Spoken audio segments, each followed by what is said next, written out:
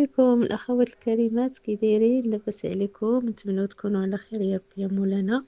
غندير معكم واحد الطاكوسي ان شاء الله.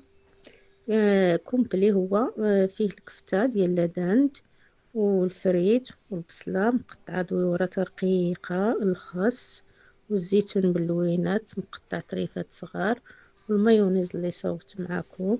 نتمنى ان شاء الله تجربوه، راه روعة. ان شاء الله يستحق التجربة، وكيجي فتي وبنين ديالكم بلي راه بنين.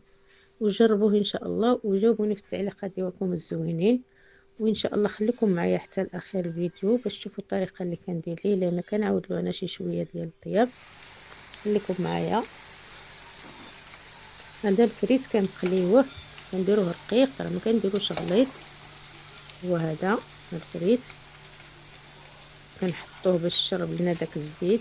كاين كيديروا في الفران، وكاين اللي انا بغاوه ليا الدراري نقلي، ما عندي ما ندير. كيجي روعه مقرمش وكيتقلى دغيا بسرعه باش الوقت ما كيديهاش بزاف باش ما كيشربش الزيت. ها هي الكفته ديالنا كطيب.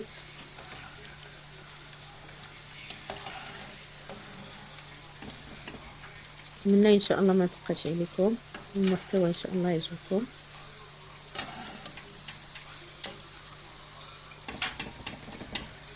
الكفته فيها التوابل ديال الكفته كما كتعرفوا. وهذا الخبيز كنرميه حتى كيدير دوك البويقات باش كيجي مقرمل وزوين الروعه، ما كيجيش رطب.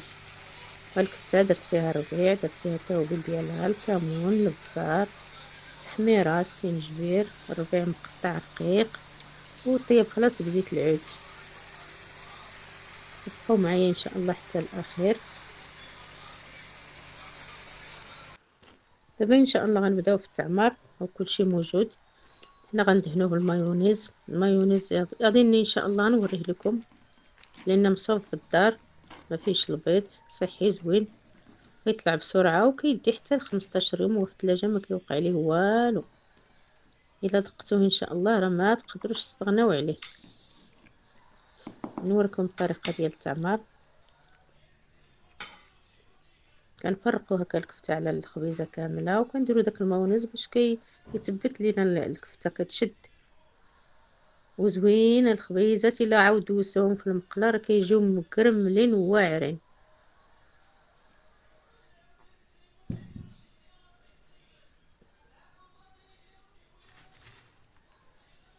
كنحطوا دوك العناصر بالتربيع، مربع. هذيك الخبزه كنقسموها على المربعات. تعمري باش ما بغيتي، كل واحد على حسب اختياره. انا اختاريت هذا النوع هكا ديال التعمر. نتوما تعمروا باش ما بغيتو. غير الخس تقريبا من الضروري يكون في سميتو في الطاكوس، كيجي زوين، كيجي بنين. ممكن ديروا الفريت، ممكن ما ديروش، ديروا فروماج، ديروا اي حاجه بغيتو. شتي كي داير مقرمل زوين.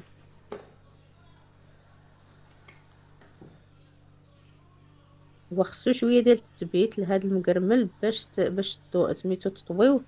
ماشي بحال هذاك اللي كيكون مرطب ومعجن كيسعف، يكون بحال الشكل ديال الورقه. ولكن عاودي الا بغى الانسان ياكل شي حاجه جوده وزوينه ومقرمله، خصو يسعف الامور.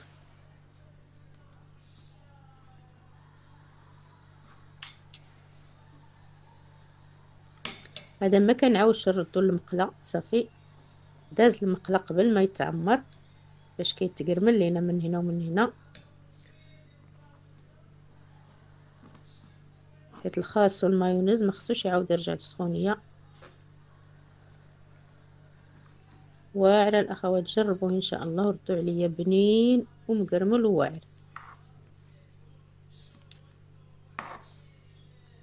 ما تعاتقش مع ديك القطيره اللي طاحت ليا، هزيتها حتى هي.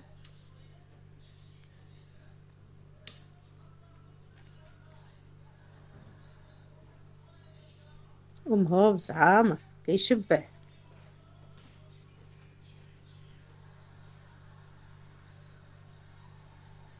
نتمنى ان شاء الله ما تبقاش عليكم.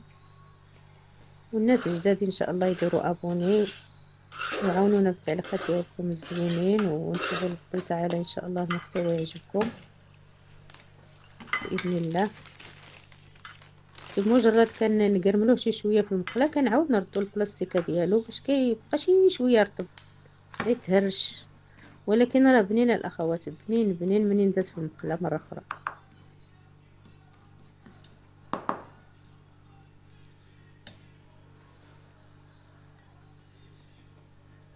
والكفته ماشي لا دام راه الدجاج، انا كناخذ الصدر ديال الدجاج وكنطحنو بالطريقه اللي بغيت او نقطعو او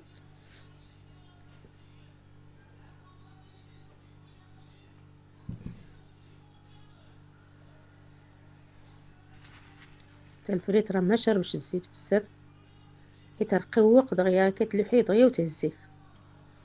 هذاك اللي كيكون غليظ كيجلاس كيطيب وكيشرب الزيت على خاطر خاطر، ما هذا دغيا.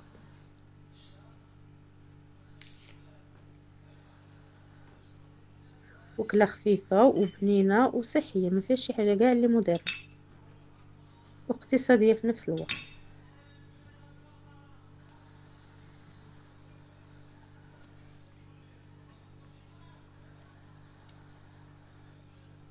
والمايونيز واعر واعر واعر، ما كترتو فيه كيجي بنين.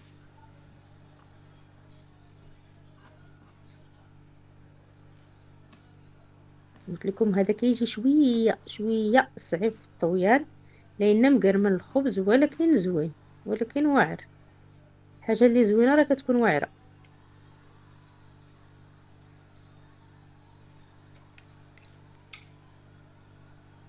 نتمنوا ان شاء الله طريقتنا الاعجاب ديالكم، تنولوا دابا تجربوا. واو الروعه مهوبس. النهايه ديال الطاكوس هو هذا، احنا حطيناه، هذا هو الشكل ديالو. يستحق التجربة، واعر ومقرمل وصحي واقتصادي وكيوجد بسرعة، المواصفات الزوينة كلها فيه، يستحق تجربوا. نتمنى ان شاء الله ما نكونش ثقيلة على خاطركم، والناس الجداد يديروا ابوني وبارطاجيو مع العائلة، وان شاء الله حنا ما نبخلوش عليكم وانتم ما تبخلوش علينا، ونطلبوا الله تعالى المعين. يلا السلام عليكم، حتى الفيديو ان شاء الله مقبل باذن الله تعالى.